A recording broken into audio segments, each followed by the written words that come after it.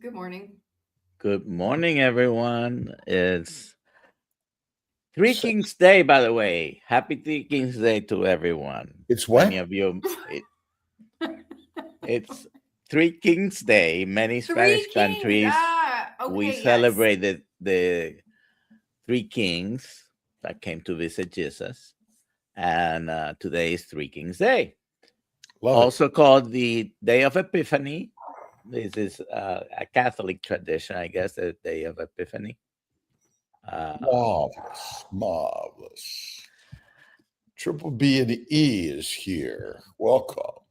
Rick is here. Libya Novak is here. Bacon Runner. G Mudbone is here. Paul Clark, awesome. Put in the chat where you're watching from. And Tampa meetup is just in a few weeks from now, so I'm gonna put the way to sign up for that in the chat. And It's there might be a 32 days surprise- away. Yeah, 1 month. 32 days, and there might be a surprise meetup. We might. Surprise. Still, we're going to talk about it. We're We'll solidify percolating. it. I get some time to figure it out. We got Bring time. your own steak. Bring your own steak. Could be. Oh, wow, that's a great idea. Bring your own steak. And Dr. Kiltz will cook it for you. Yeah. Yep. Regular's here. Granny Boo's here. Terry. Awesome. Let's see how quick I can go down on all these booby goats. Rock on. KMT. What's the gift today? We should give away a DoctorNelson hat. Yep. Hashtag game. Chance to win DoctorNelson hat. Hashtag KMT. There we go. Yeah.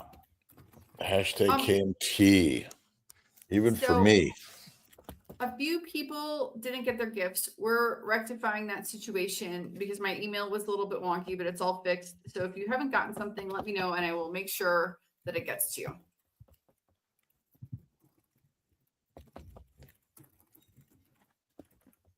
Awesome. And We have a guest today? We do. I just re-emailed her. So we'll see. If not, you're the guest. And everyone has you hostage for questions. And a reminder, at 3 p.m. we have another live stream, and then at 5:30 we have a Zoom call within the community. Hashtag KMT for a Nelson hat, and KMT is for free. And did you guys get those links I sent you? Yes, I will review. I did. I listened to the whole thing. What'd you think? Interesting? Yeah. I was thinking about ways to share it with the KMT tribe that they can get access to these things. So a little added bonus for being a member. Oh, great. Good morning. Good morning. I will add it to your feed in the Kiltz Mighty Tribe. Hi, how are you? Amanda. I was still backstage. I didn't realize I hadn't scrolled. Sorry. Oh, it's okay. You're here. Well, welcome. Where are you Thank coming you. from today, Amanda? So today I'm in Forney, Texas. But I'm from Ireland with a strange accent. It's a beautiful accent. Thank you. I think I'm 5% Irish. How are you? Yeah. Congratulations. My brother is obsessed that we're Irish, and he even learned Gaelic. He loves everything about Ireland, and then he did a DNA test, and there's no Irish. Oh. Yeah, but they're so off, those DNA tests. They have to be. They have to be. They haven't enough information yet. So why don't you tell us your story of Carnivore? So I started Carnivore. I wanted to do Carnivore, but I was afraid. because, you know, the belief is that we should be eating vegetables. And where that came from is, you know, we know that's absurd. So I wanted to help my husband because he was having serious cognitive decline, as well as having some cardiac issues.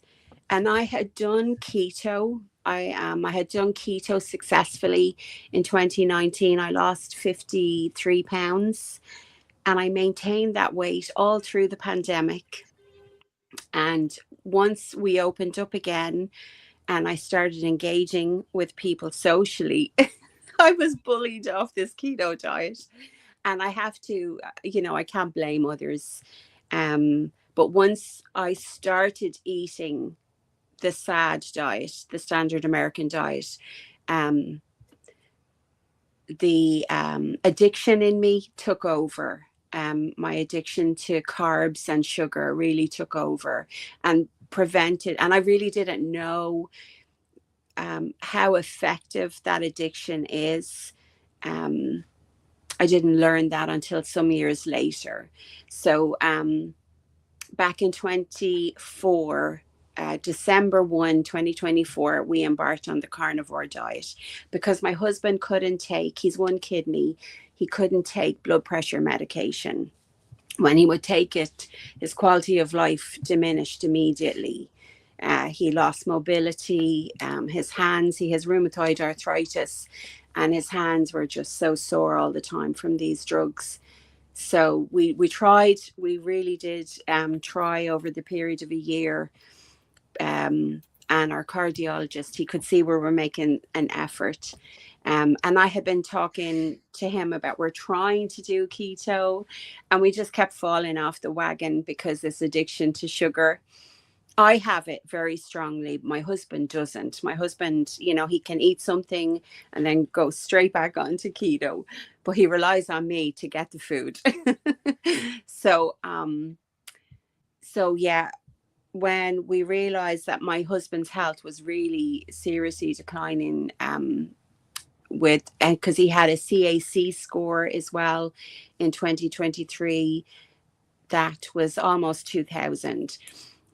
So we couldn't play around anymore. We had to get strict carnivore, and all of the YouTube videos, everything that I was learning.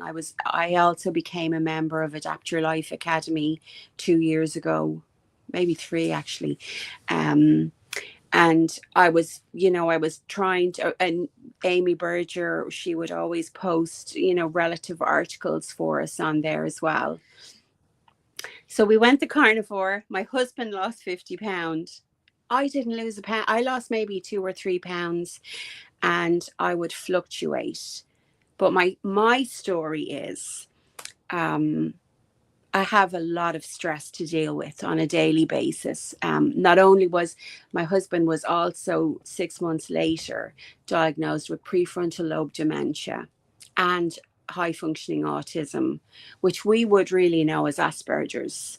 And my son has Asperger's, and I didn't join up the dots for seven years. Till I realized this is autism. So we went down the route of having him diagnosed, and they found this prefrontal lobe dementia. And this is relevant to my story because I haven't really been able to lose the weight that I want to lose. And I really do believe at this stage, having tried a number of things. So back in June, I went to my OBGYN to discuss hormones, which hormones were disrupting this process for me. And he didn't find anything within my blood work. He did tell me I could go on and have more babies if I wanted to. I'm 52 next week. So no, that's nowhere I want to go. But he was impressed with my health. He really found that was so significant. And he did prescribe me a GLP-1 compound, which I did take for 12 weeks. And I felt horrible. All issues that I had corrected with my diet, like migraines, GERD, acid reflux. I had terrible pain around my abdomen area, and my hair started falling out in big. When I brushed my hair, the brush would be just full of hair. So and I wasn't really losing weight. So when I decided to take the GLP-1, I had listened to Dr. Boz. I had and what she was talking about microdosing, and Dr. Ben Bickman as well. He had put out a few videos, so I did get some background information before starting this. But I promised to myself, if I was going to do this medication, which I hate medication, I was going to give Carnivore the very best opportunity to work for me. And I was going to make sure I hit the gym 3 times a week, all of which I did. So the only benefit for me that I felt I would not be able to have done without that 12-week experience was learning how to eat slower, learning to, not be in this way of thinking that I have to eat so much on my plate, or I have to eat so much of a big meal. So it taught me, I can survive. I can thrive on much smaller portions than what I had been eating. And that for me was huge, because I am addicted to carbs. So pretty much I'm really not losing weight, but what I have decided is, because my body is so stressed, because I live on high alert all the time. I don't know. I can predict my husband will have a meltdown. I just don't know when. And I live trying to, keep things running smoothly for him, always looking for ways to navigate, a situation so that he feels comfortable. But I'm totally out of whack. So, and I really do believe that's why, because when I look at what I've eaten, I'm not overeating in any way. And I have introduced putting butter into my food, into my coffee in particular. And no, I'm not giving up coffee, because I need it to fuel my bus. Yeah, but that's where I'm at. Good morning. I love coffee, but I'm off it again. Yeah. Just temporary. We'll see. Yeah. I always say flying airplanes and driving cars is not natural or normal, and it kind of is risky. Yeah. And but I was thinking about Ansel Keys. I don't know, this is kind of a crazy comment, but he lived to 100. I find it very interesting. Everyone chastises the guy, but he did live to 100. Mm-hmm. Now, I don't know what his life was like, in his 80s and 90s, but I thought that was kind of interesting. Mm-hmm. I'm not claiming we should all be Mediterranean eaters, but what do you think? I think, now I'm not 100% sure of this, but I think I read that he actually ate heavy meat for a long time, even though his main theory was, doing that is going to increase your cholesterol, blah, blah, blah. So there was some dissonance between his message and apparently his lifestyle. So. Yeah, I don't know the right answer in all of this, and it's sort of we're all arguing about what's the right way to do it, and I don't know that we figured that out yet, have we? Amanda, what besides the weight, which you mentioned in your story, was there any other medical problem, or is there any other medical problem that you are trying to correct? Yeah, I had hypertension. The doctors, my cardiologist was afraid of my cholesterol, and that's why we had our CAC scores checked through him Okay. from his referral. And so when he saw that my numbers were 0, and I was pre-diabetic, and when he saw my numbers were 0, he said, "Come back in 6 weeks." And there's a line in the movie, "The Mirror Has Two Faces," with Elle Macpherson, and she looks back to Jeff Bridges and she goes, "What for? Well, call me what for?" And I remember turning and saying to him, "What for?" And he was like, "Yeah, you have a point there. I have no need, and there's no concern with So your my blood pressure numbers." now is good, or Yeah, it's excellent. Yeah, it's excellent. no blood pressure medication? So No, no, you've reversed hypertension. yeah, Okay. and pre-diabetic. I was pre-diabetic, but What's not your any. A1C now? 5.6. Okay. Okay. And how about your husband's rheumatoid arthritis? He has no pain. He's no inflammation any longer. He had a test 3 weeks ago for a reevaluation for his prefrontal lobe dementia, and he has significant improvement. He went from moderate to severe. He stepped up a tier back into the mild. I had it pulled up, the report. So that's significant improvement. Absolutely, yeah. Unfortunately, he went for a surgery to have a cochlear implant in his head. Okay. And they couldn't do it because his heart rate was elevated. And they found he had atrial flutter. But in speaking to his doctor yesterday,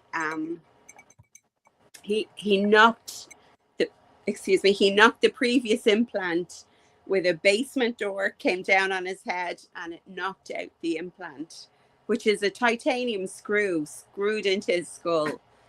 But he didn't bleed out, and I was concerned about this. And I think what happened when it knocked out, he bled down into his eardrum,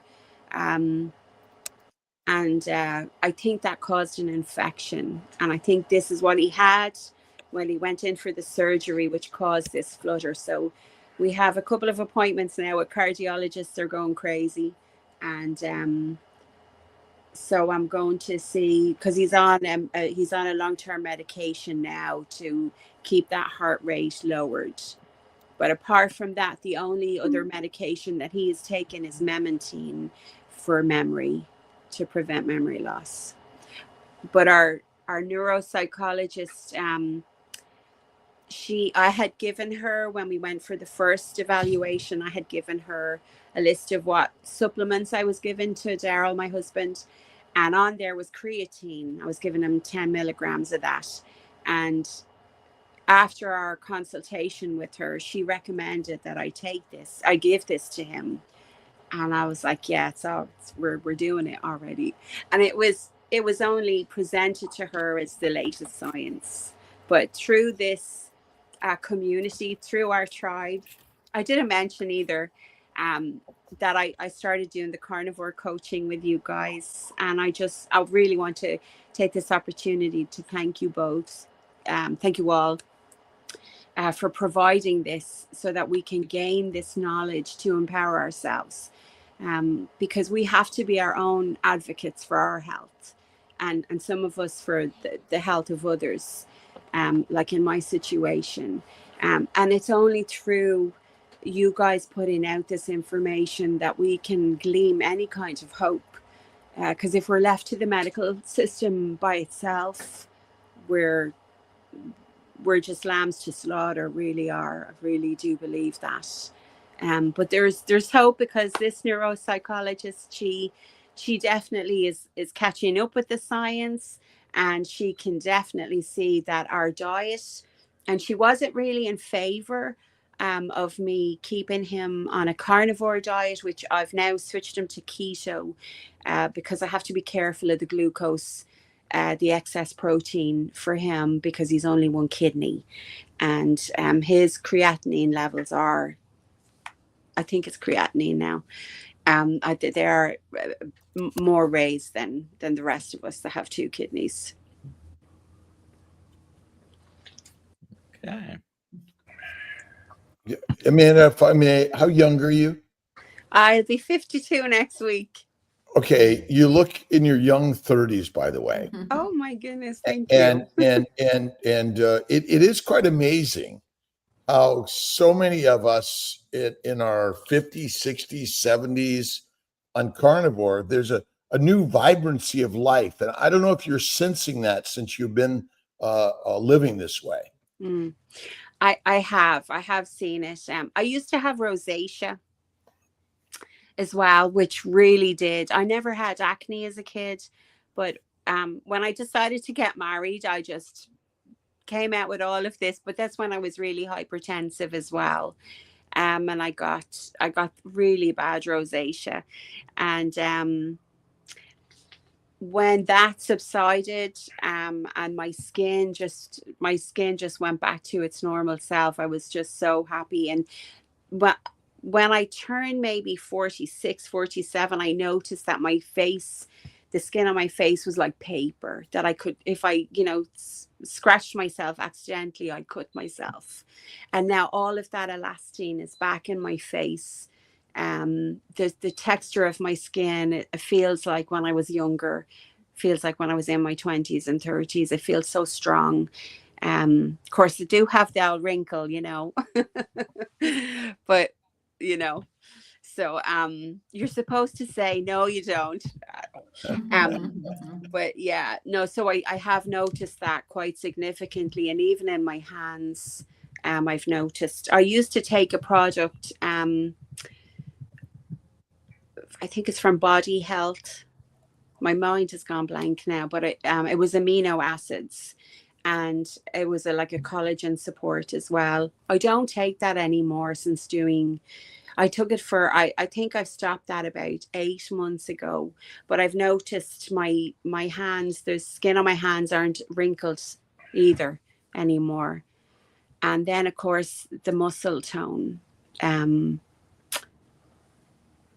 that's to feel that I'm not losing the muscle, which I had started, it was getting droopy arms, but they're, even without, because I only started going back to the gym on Sunday, and I had like almost 3 months of not having the time to go.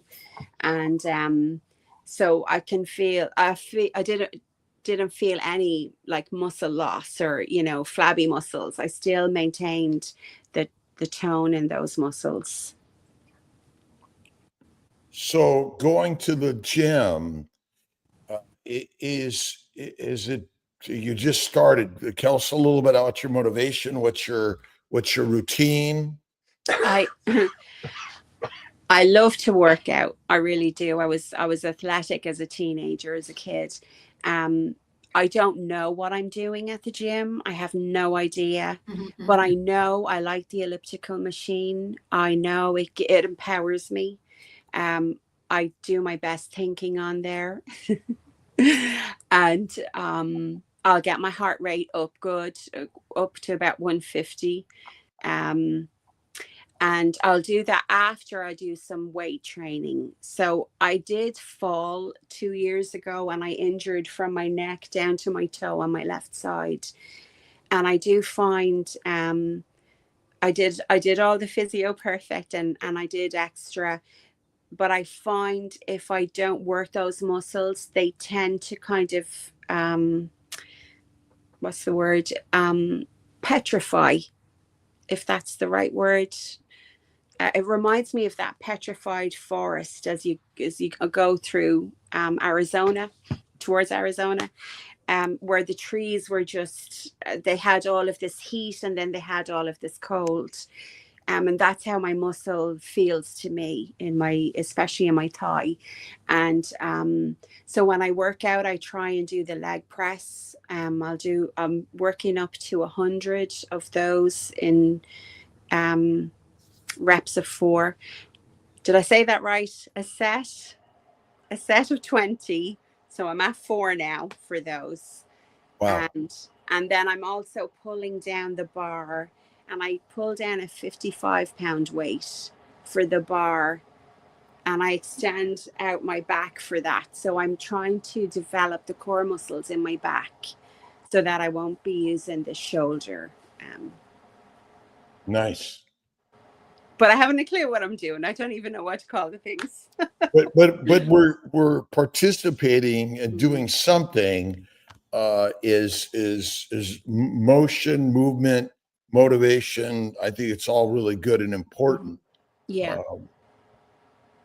Very important.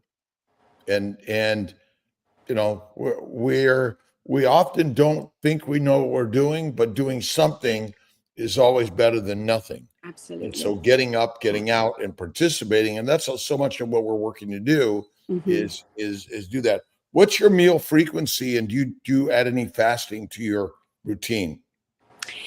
I start with coffee in the morning. I leave my house at 5:15. So we're running late today, but we'll be okay. So I start with a tablespoon of butter in my coffee. And then when I come home after that shift, I come home about 10:30, 11, we'll have our first meal, which will be a burger patty and 2 eggs, or it could be bacon and scrambled egg, or sausage and scrambled egg. I did start making, for the holidays, I did start making steak and butter gals pancakes, and I was wrapping up a smoked sausage in those, having like kolache or a pig in a blanket, and that was delicious. So then I have another shift, so I go back to work, and I'll get home about 6:30. Then I'll have a small steak. Then pretty much, and carnivore ice cream most nights. Yeah. Nice. And your friends or family members, what is their response to your craziness? Yeah. That's what they say. They say, how can you not eat vegetables? And I do, sometimes I do, like if we eat out, if we get fajitas, I'll eat the grilled onions and those peppers. And I have, for my husband, I was making him some soups, and I was eating those, but they make me feel so bad. But my friends, your question, my friends all think I'm crazy. They don't know. They just keep saying, how can you eat all of that meat? I couldn't eat that meat in one sitting. And so I asked them, you know, how much meat are you talking about? You know, why would you think I'm eating a whole cow? You know, and I tell them, you know, if you look at your dinner and you see the amount of meat you're eating, that's all I'm eating. I'm just not eating everything around. I'm not having the bread and the pasta and the veggies. And then they come back with, but you don't even eat a salad. Like, no.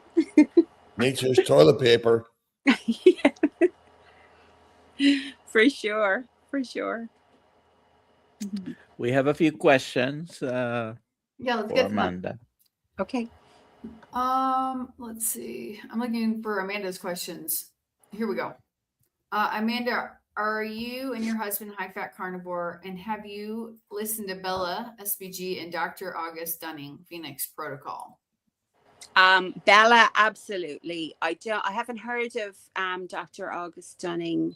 Yes, we do eat high fat. I've had to train my husband to eat the fat because he's sensory issues he has with having autism, and just generally not liking the fat. Funny story, as a kid, I didn't really like to eat fast, and my mother would get very upset with me. And so to keep her happy, I developed a faster way of eating and everything on my plate, because I am Irish after all. And I would also then, when I saw that she was happy with me eating the fat, which I really liked, I would go around at our table. There was 5 of us kids and my mom and dad, and I would eat all the fat on their plate. And it was gorgeous. So I really had a liking for fat, but I did have to help my husband develop that as well. And I put 2 tablespoons of butter, and I use Amish butter. I use the Amish butter, which is very expensive, but I've noticed a change in his mood, and our neuropsychologist noticed a significant change in his mood. She really was concerned in her first visit with him because he was so miserable. She actually used the word catatonic. And she was very pleasantly surprised 6 months later to see his mood, his engagement. And I do accredit that with the fat in the coffee in the morning. He didn't like the regular butter that I was getting. He didn't so much like Kerrygold or the other butters. But once I started using 3 months ago, the Amish butter, it took it to a new level for him. So there's something that's not in that was in the others. And the extra, and I do believe it's the extra tablespoon, because the other butters, I was just giving him 1. So. Margarine.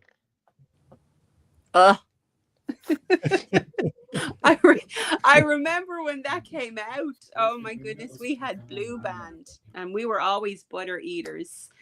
And I was 8 years old, and the smell of toxicity of that Blue Band, I don't know why I ever smelled it. It was the worst thing I ever did. But to me, it was like car oil. And I just could never, I refused to eat Blue Band, and dry bread is the worst. But I wasn't getting butter, but I wasn't eating the Blue Band. Margarine, non-fat milk, egg whites, cereal. It's crazy. Yeah. Nuts. No nuts. Yeah. All What's the right. next question, Alia? It is.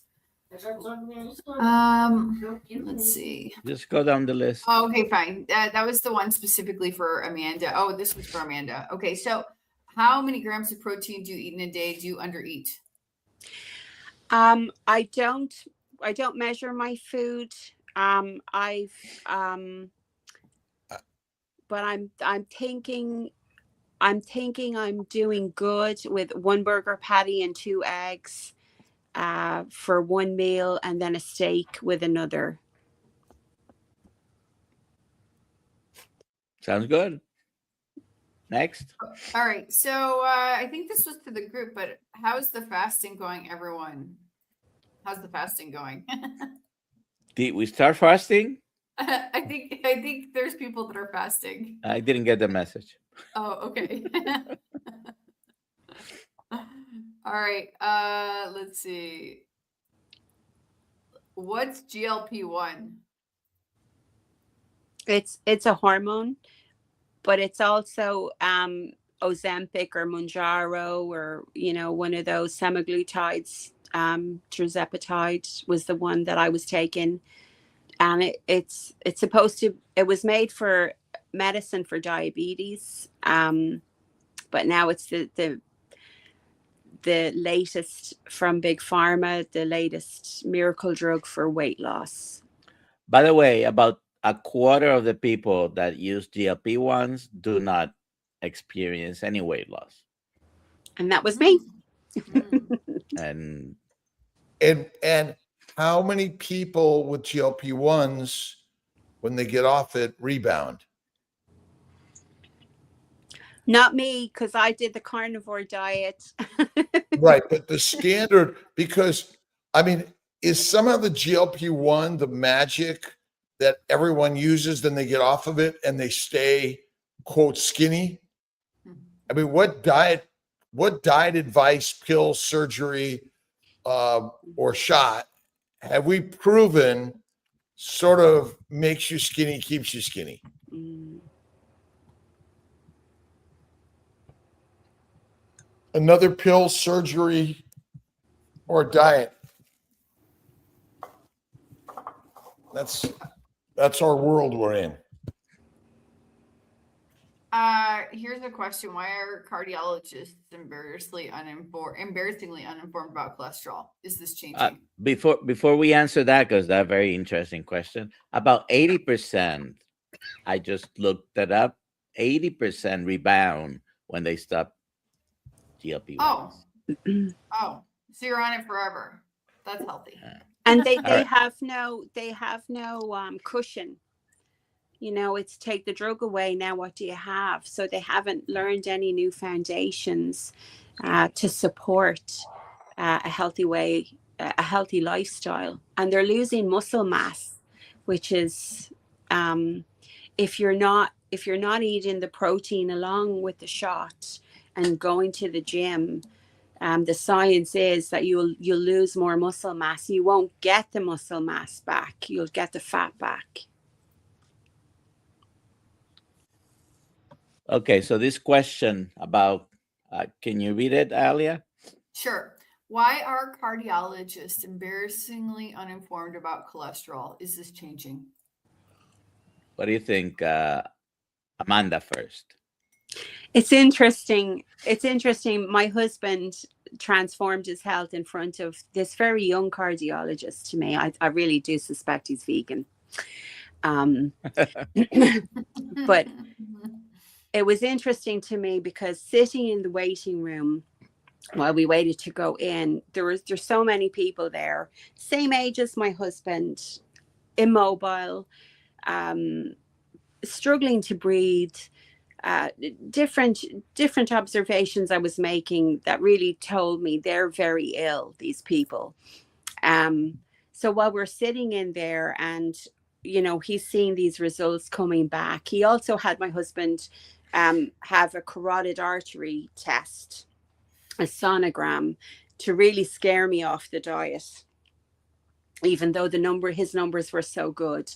And that came back clear. And that we had that done, I think, in November.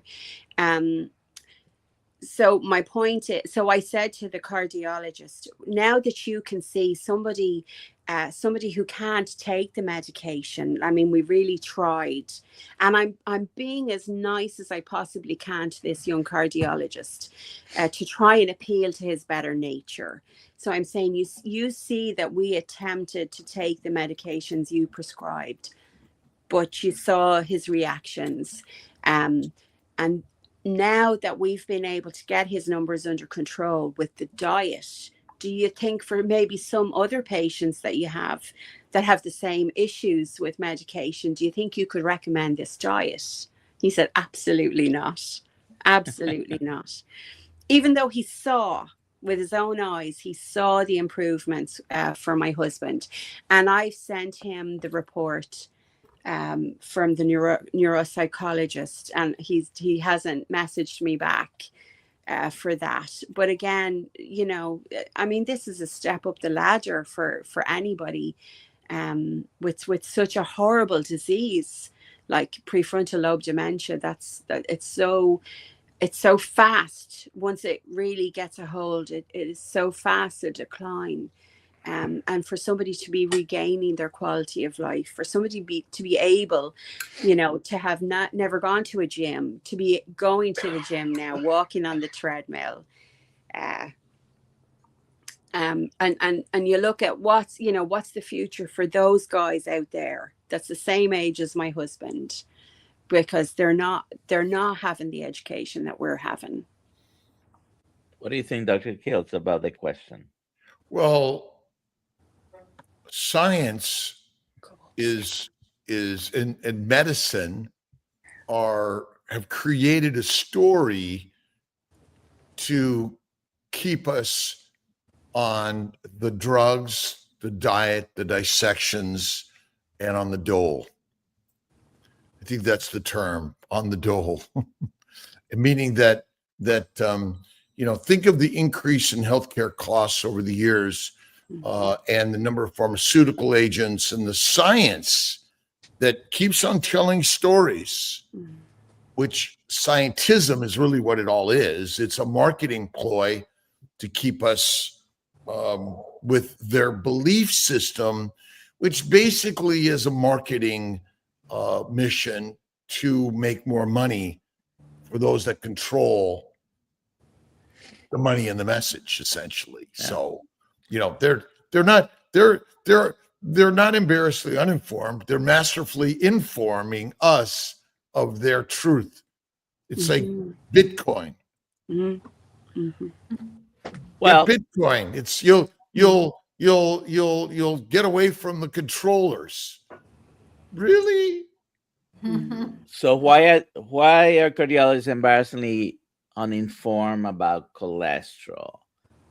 I think it's a definitely, you know, we could talk for even hours about Days. this, but when we go to medical school, as student, as you go to any professional school, you are learning things, and you might be assuming that 100% of what they're teaching you is completely true, right? And, you know, I'm not trying to excuse anyone, but sometimes this is what we learn, and it's absolutely true. And I operate the rest of my life based on that belief. And just not to make it long, I've mentioned this before, but Dr. William Osler, famous physician from the 19th century, to a graduation class, he told them, half of what we have taught you is in error. And furthermore, we cannot tell you which half. So it's a never learning process. I'm optimistic in a way, pessimistic in another, that it is changing the particular issue about cholesterol. Cholesterol, if it's a risk, is very minor risk compared to many others. And many doctors, cardiologists included, are changing their opinion little by little, but it might take 20, 30 years before, you know. It's not going to change. Yeah. It's not going to change. It's an interesting comment that's been put up there about the breaking of addiction. I don't know quite how to take it. Is it a question? Is it, you know? I think it is a question, like, Or a breaking- statement too. or Yeah. it's both. Yeah. But how can you abstain from something if you don't know? You know, I mean, obviously now I do abstain because I have educated myself, thankfully, about the addictive substance that is sugar. But you know, if you're just eating what everybody is telling you to eat, you know, and this is again why I really want clarification of that. Where is it, you know, the idea of that comment? Until you know, you don't know. You know, you can't abstain if you really don't know what it is that you're addicted to. Yeah. But once you know, which is the first step, identifying it, then I you know, my vote is for addiction. Abstinence, not addiction. Abstinence do much better than trying to moderate anything. Anyways, Minimize to masterize. Yeah, minimize, eliminate. It's you know, it depends what the substance is, right? Okay, I'll have some ice cream from time to time or fries from time to time, but heroin, I kind of made a decision not to try it. Yeah. Put that comment on the MS again, Okay, Alia. let me find it. Here we go. Cara Oatman, good morning all. I'm new to watching your lives. I have MS, so the information is wonderful for me. Well, I hope you're getting better. I don't know if you're carnivore or low carb, but certainly we have plenty of stories, including multiple MS patients that have put their disease either reverse it, put it in remission, multiple that have gone off medication on the advice of their doctors because they don't need it anymore, and they have improved. And we've had several on our channel here. It is the documented stories that matter. Dr. Kiltz. Dr. Nelson, what causes MS? Is it inflammation? Inflammation, yeah. Inflammation. Now, the disease of poison ivy disease. Is there an ICD-9 code for diagnostic code for poison ivy disease? No. So is it possible all of our diseases are exposures to chemicals, toxins made by man or nature that are harmful to our bodies? And might MS be simply an exposure to a plant or human toxin that we made that damages our neuromuscular or cardiovascular or other systems of our body that basically we think it's a disease that you genetically get and it's idiopathic, meaning we don't know why you get it, which means we're idiots. It's in the word. Poison Agreed. ivy disease. Yes. Stop the exposure. Are ribeye steaks poisonous? I keep trying to prove it. Unless they're green. Had one yesterday again, did okay. Poison ivy isn't a contagious disease, but an allergic skin reaction from touching the plant's oils, urushiol, causing an intensely itchy red rash, bumps, blisters that can last 1 to 3 weeks, often appearing in streaks where the plant brushed the skin. It is an irritative contact dermatitis to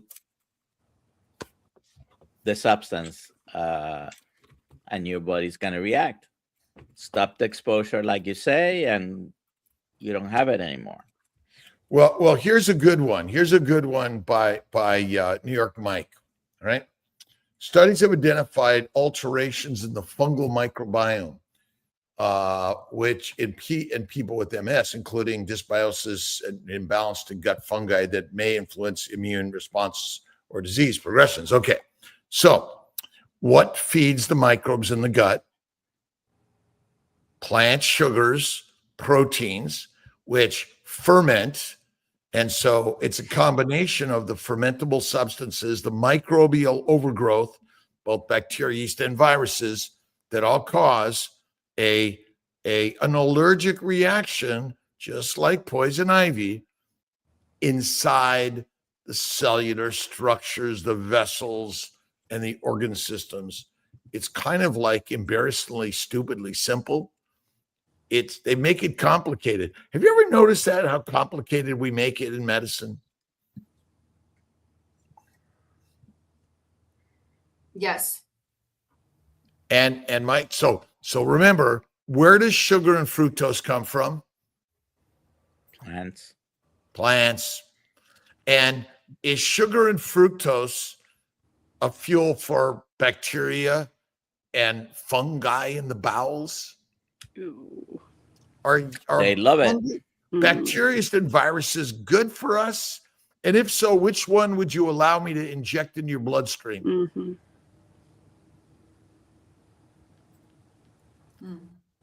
They're neither good nor bad, but they are there.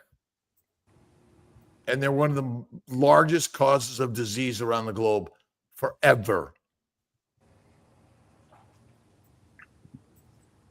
Here's a question for Amanda. I made it myself. Oh, wow. I made it myself, Lily. So it's an Amanda Malone original. I used to sew. I used to sew, Yeah. knit, and crochet. I love it. I Wow. love it. Was it your grandmother taught you to My sew? mother and grandmother taught Oh me, yeah. but both of them, and my sister Awesome. too. Yeah. So do you wear what you make? I used to, yeah, Yeah. absolutely. Yeah. It's been a lifesaver for me. And I'm taking your advice that, upskill, learn new things. So I sew and I play guitar too. I enjoyed your guitar the other day. Yeah. Well, because this idea that school is for the young, school is for eternity. Get up, learn something new, go to school, fail, master failure. That's what we're supposed to do, master Yeah. failure.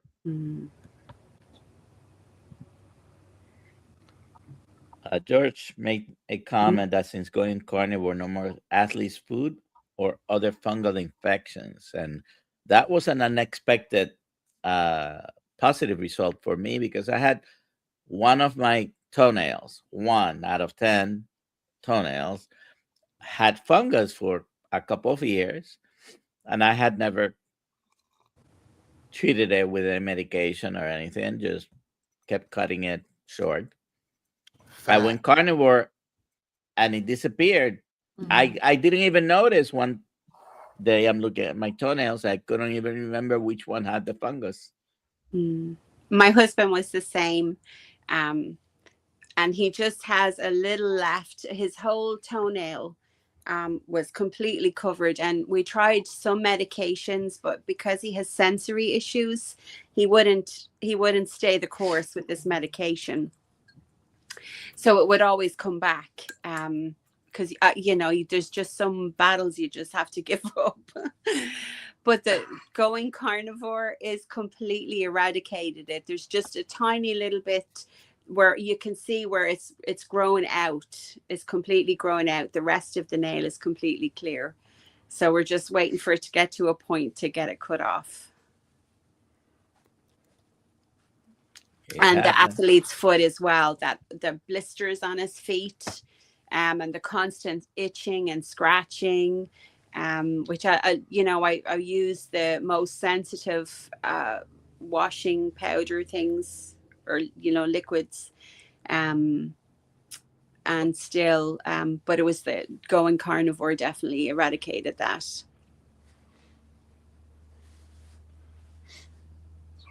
Carnivore. It's not sustainable though.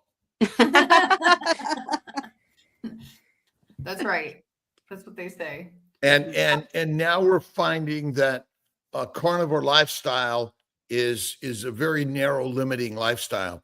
So you should have variety and make sure you have boyfriends and girlfriends on the side of your husband or wife. That'll go over real well. Right, Dr. Nelson? Yep. Ida Hambone, congratulations. Please email me, alia@drkiltz.com for a Dr. Nelson hat. And I will put my email in the chat. So Dr. Kiltz, we realized something. If we end the live stream before 1 hour, YouTube auto translates the live stream into 10 languages or more. Well, there you go. There we go. That's amazing. Yay. So, We yeah, want it to 2 be, minutes. I mean, if we go shorter, let it do that and around the globe, sharing the message. Look at carnivore lifestyle is possible for everyone. And if you look at Schlank's book, 3 meals, eat meat 3 times a day, it's a meat-centric lifestyle, fatty meat. That's it. Minimize the plants, eliminate them, eat less frequently, and learn to sew. Yeah, pretty much. Learn to sew. That's awesome. Amanda, thank you. Thank for being you. here. Thank you.